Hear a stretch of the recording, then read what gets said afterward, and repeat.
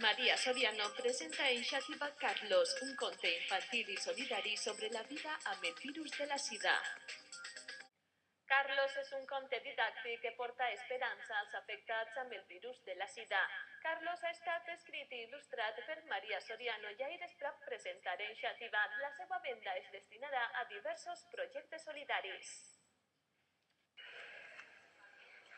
María Soriano, mestra d'Educació Especial, presentava ahir per la vesprada en la Casa de Cultura de Xàtiva el seu conte Carlos, una obra de 34 pàgines ple d'esperances per a tots els afectats pel virus de la sida de la comunitat iberoamericana amb la que sa mare Mercè Gil porta anys col·laborant.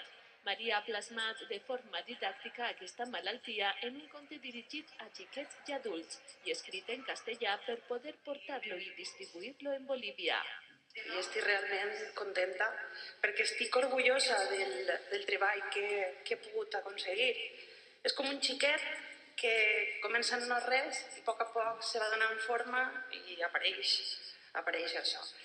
I bueno, per a presentar un conte no s'ha de parlar de que és un... Sí, s'ha de parlar que és un conte que pot donar esperances, però voleu que vos conte un conte? Pues allá va. Hoy voy a ser Carlos, un niño de 8 años que no tiene ganas de reír.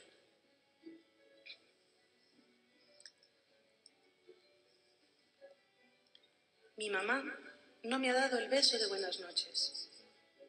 Mi mamá no está. Mi hermana Claudia me ha dicho que mamá está en el cielo, pero yo no la veo. Dice que un bicho se la ha llevado. Un bicho que yo tengo, però no se mueve. És un conte que es parla d'amor, de pèrdua, de malaltia, però sobretot ens parla d'esperances, de somnis d'esperances.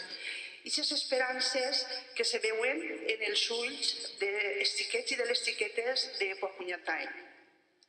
Mercè ha realitzat molts viatges a Bolívia on viuen i treballen dones i xiquets afectats pel virus del VIH i on ella i altres cooperants han impulsat la Casa de Puacunyatay.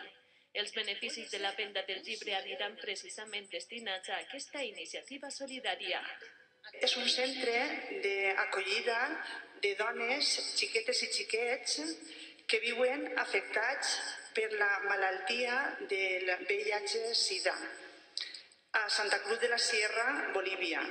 Pense que aquest objectiu en gran part l'he aconseguit perquè crec que entre Vicent i jo hem sensibilitzat a les nostres filles i en aquest cas a Maria, que ha captat aquesta sensibilització i ha pogut escrit el conte i ha il·lustrat el conte de Carlos. El conte ha sigut imprès per la Diputació Provincial de València i ja ha aconseguit el seu primer èxit, formant part de les obres incloses en l'acte de la lectura continuada. Vull dir la meva interpretació de la història de Carlos, que és la d'un xiquet que per mig dels somnis coneix la necessitat que té de tindre la sa mare, que a través dels somnis es inculca a nosaltres la necessitat i el respecte a la diferència, a la pau, i que desgraciadament quan torna a la realitat es troba la crueltat de la malaltia, però que de nou són els somnis els que fan que trobi ajuda i acceptació. Un conte que verdaderament emociona, que educa en valors, amb un missatge molt potent de solidaritat amb la gent que està en risc d'exclusió social. El conte Carlos ha sigut un dels contes que hem elegit des de la Regidoria de Cultura este any per a regalar-lo i per a utilitzar-lo dins de les activitats que se faran de la lectura continuada en carrers d'art el 9 d'abril. Aquest conte estarà així per a que es pugui llegir i per a regalar-lo als xiquets que vinguin a utilitzar i estar així a la lectura continuada. Altra part de la venda anirà per a l'Escola Taller de Ceràmica El Ayun, que té els seus inicis al 2005 a través de l'Associació d'Amics del Poble Saharauí i que es porta a terme en el campament de refugiats saharauís de Tinduf.